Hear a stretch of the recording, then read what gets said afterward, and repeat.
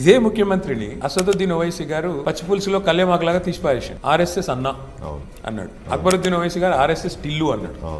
ప్రియాంక గాంధీ గారు అయితే మజ్లిస్ పార్టీని బీజేపీ బీ టీం అన్నారు.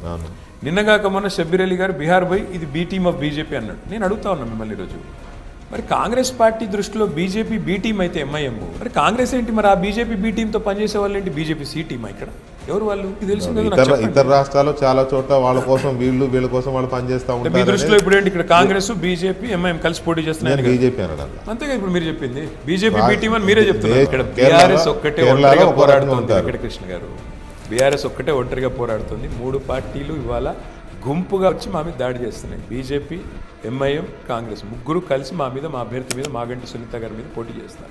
ఇది వాస్తవం. మీరు ఒప్పుకున్నా ఒప్పుకోకపోయినా ప్రజలకు అర్థమైంది. ఇప్పుడు జూబ్లీ అంటే షబ్బీర్ అలీ గారు చెప్పింది వాస్తవం అని ఒప్పుకుందాం. మనం బీజేపీ బీ టీమ్ ఎంఐఎం అనేది వాస్తవం అంటారా? ఆయనైతే తెలంగాణ వాడే కదా, ఆయన బయటోడు కాదు, ఉత్తరప్రదేశ్ బీహార్ వాడు కాదు. బీజేపీ బీ టీమ్ కాంగ్రెస్ ఒక షబ్బీర్ అలీ గారు వందల మంది అన్నారు, అంటారు కూడా.